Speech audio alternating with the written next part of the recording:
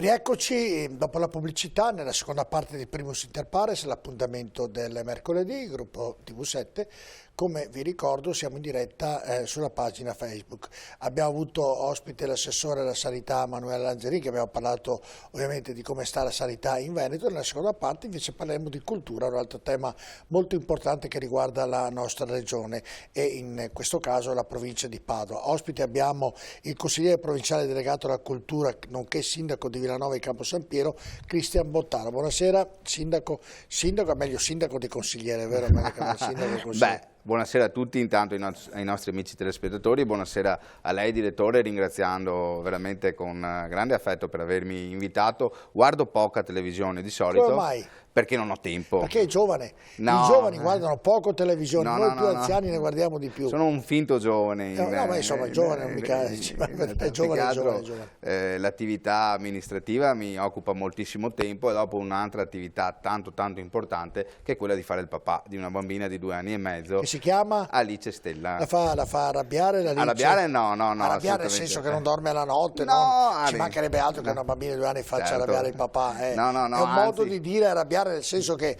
è una brava bambina, silenziosa, pure la notte non dorme, sono quelli che purtroppo rendono un po' più impegnativa la vita dei genitori. Insomma. Allora siamo molto fortunati come genitori, io e mia moglie, perché di notte ha sempre dormito. E allora va bene. Però è una bambina molto vivace che ti... Vabbè, la vivacità ci sta, però se una dorme e mangia è già il top. Possiamo veramente... baciarci le mani. Sarà l'unico o ne arriveranno in prospettiva altri? Spero ne arrivino altri, dopo contribuirà anche il Padre Eterno a... deciderà. Dicevo, guardo poca televisione, però Primus Inter Pares, se posso, quando posso me lo Non ci siamo messi d'accordo su questa cosa. No, assolutamente no. Non vorrei mai che poi qualcuno pensasse ma andato lì il sindaco si è messo d'accordo. Senta... Comunque, mi scuso se la interrompo ancora, tra sindaco o consigliere preferisco Cristian, quindi se vuole... Io la chiamo sindaco, certo, tanto è più... come vuole. Sotto un aspetto professionale è meglio chiamarla sindaco. E anche consigliere provinciale delegato alla cultura sindaco. Allora io inizierei proprio prima nel parlare da sindaco del suo paese, poi andremo nella provincia per parlare della cultura, che è sotto un aspetto che la vita si dice passa attraverso l'arte per migliorarla ed è molto importante. E fare il sindaco di Villanova com'è? Ormai è il secondo mandato, mi diceva prima di iniziare, manca poco al termine. Come sono stati questi 9 anni da sindaco? L'esperienza più bella della mia vita. Concludo veramente un lavoro attualmente di 9 anni che mi ha consumato moltissime energie, che mi ha provocato diversi grattacapo, certe volte un po' di frustrazione, ma facendo un bilancio... Che tipo di grattacapi?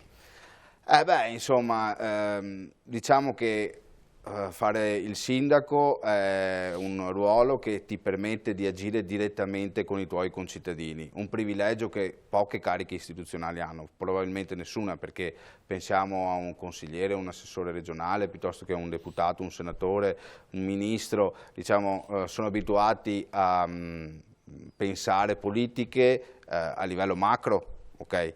Invece in un comune di 6.000 abitanti il sindaco è conosciuto da tutti i suoi concittadini, molto spesso hanno anche il numero di cellulare, sanno dove stanno, sa dove sta il sindaco e tutto quanto, e quindi c'è una voglia, una responsabilità, un desiderio di risolvere i problemi dei propri concittadini.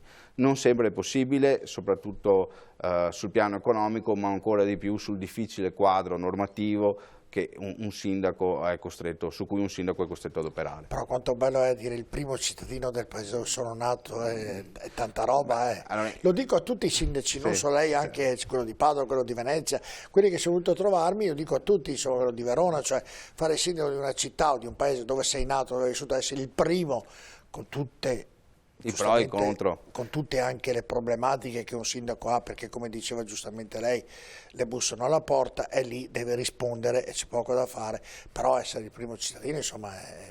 Di solito all'accezione primo cittadino io rispondo sempre prima i cittadini.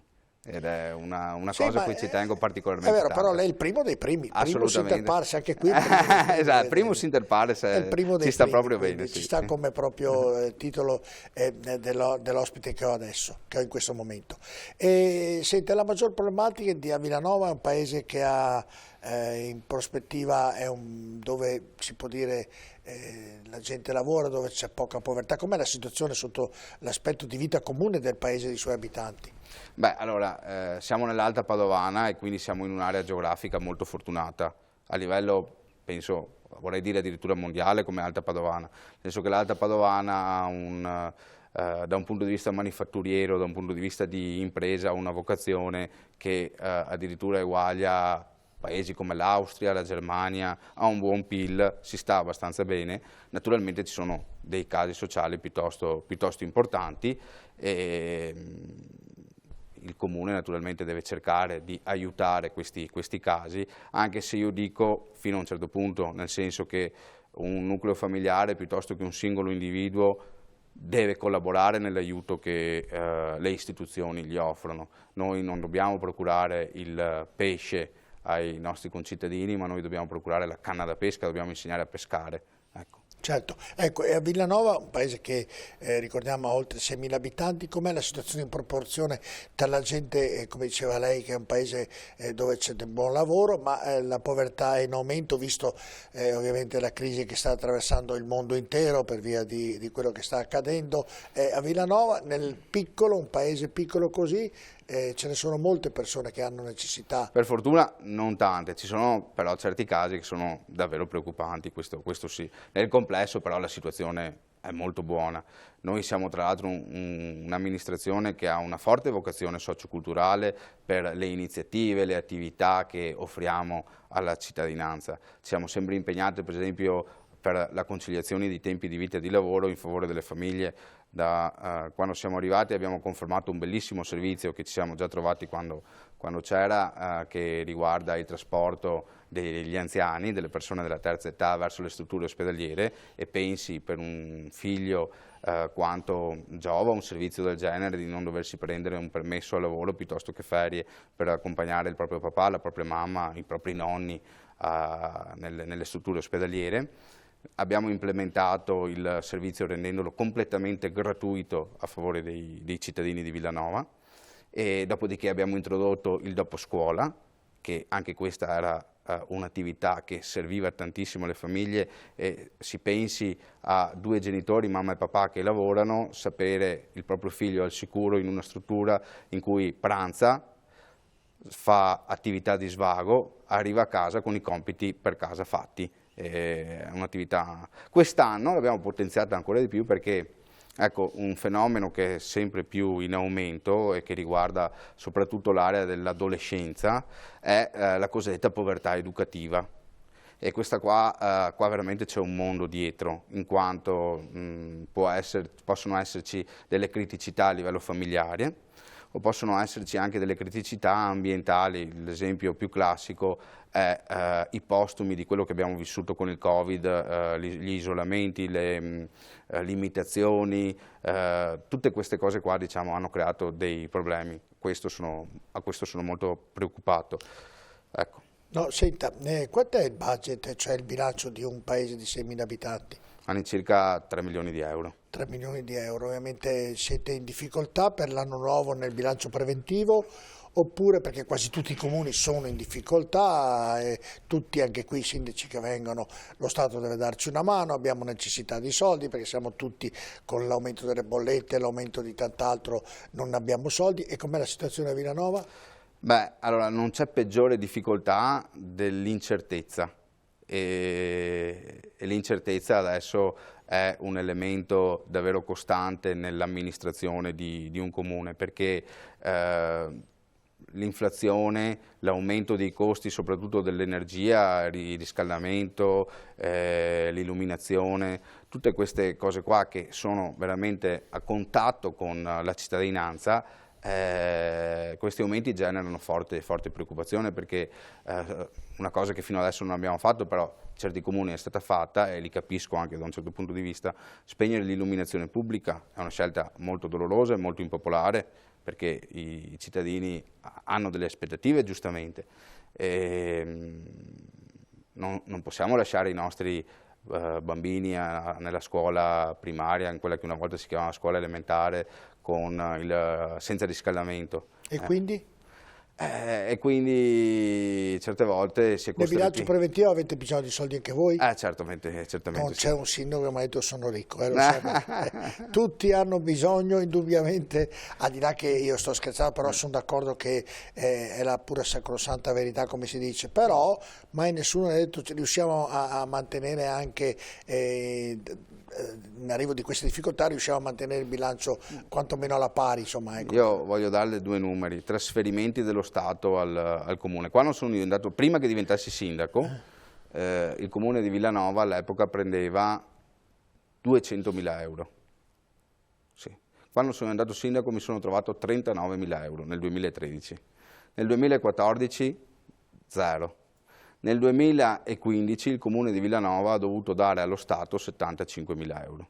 Per fortuna negli anni dopo la situazione si è un attimino più equilibrata e hanno capito un attimino che stavano stringendo... Senta, ha detto prima che voi spegnete le luci prima? Quindi... No, noi no. Ah, no. Non ancora. Farete un po' di luce natalizie, un po'... Sì, ma a costo zero per l'ente, nel senso... L'anno scorso avevamo, per vivacizzare il nostro centro urbano, per incoraggiare... Un po' di allegria, insomma. Esatto, no? Dopo anni di assoluta tristezza.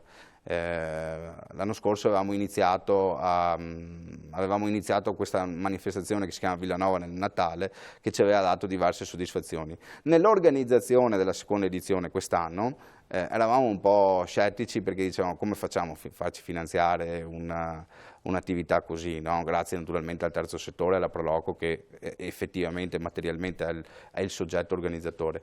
Eppure però abbiamo trovato una grande solidarietà da parte delle aziende, e anche quest'anno, diciamo, incrementeremo l'offerta rispetto all'anno scorso. Arriverà a Villanova una pista da patinaggio su ghiaccio e sarà totalmente a zero spese per l'ente, anche per quanto riguarda l'energia elettrica. Senti, una curiosità, Sindaco, le cose più bizzarre che adesso qualche cittadino le viene a chiedere, ce ne può ricordare, rammentare? Beh, allora, una che mi ha fatto molto sorridere, lo dico con affetto, non è stato un mio concittadino, ma mi è arrivata una richiesta da parte di un cittadino di tutt'altro comune, da tutt'altra parte geografica rispetto a dove siamo, di prevedere una via per intitolarla Jimi Hendrix. Mi è arrivata una cosa carina, insomma.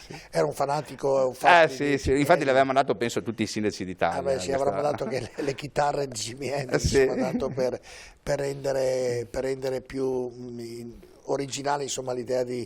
Non l'ha intitolata poi la via? No. Non c'è via Jimi Hendrix in quel di Villanova, di Campo San Piero. Perché privilegiamo intitolare vie a persone che sono distinte nella comunità di Villanova di Campo San Piero. È come giusto sia. E in prospettiva, in progetto, ha qualche novità per quanto riguarda il suo paese? Beh, allora innanzitutto c'è Villanova nel Natale alle porte, che impiegherà moltissime energie, perché si svilupperà in tutto il mese di dicembre e anche in parte nel mese di gennaio.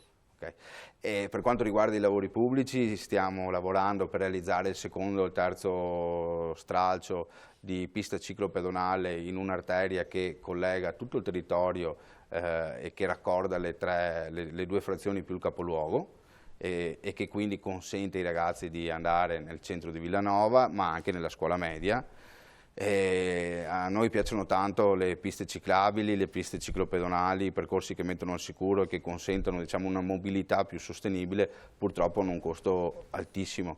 Pensi che in una realtà come la nostra, che si contraddistingue dal cosiddetto graticolato romano, ovvero la nostra viabilità è praticamente caratterizzata da incroci perpendicolari ogni 700 metri e fossati parte per parte, è un sistema viario che ereditiamo proprio dall'antica Roma e che quindi è protetto anche da un punto di vista archeologico. Non si possono fare le rotonde allora? Sì, siamo riusciti a farne una fino adesso, ecco, però motivando il fatto che quel punto, da un punto di vista viabilistico, era molto pericoloso sotto l'aspetto della sicurezza stradale. Credo che le piste ciclabili siano il futuro, specialmente in una città, e presumo anche per collegare i paesi limitrofi, per dare sicurezza ovviamente ai cittadini. Perché tuttavia, proprio per farle toccare con mano i problemi dell'ordinamento giuridico, giuridico, della burocrazia e così via, da un punto di vista paesaggistico c'è una tendenza da parte della soprintendenza a chiedere l'edificazione il più possibile vicino alle case. Da un punto di vista del codice della strada c'è la cosiddetta fascia di rispetto e quindi il più possibile lontano dalla strada.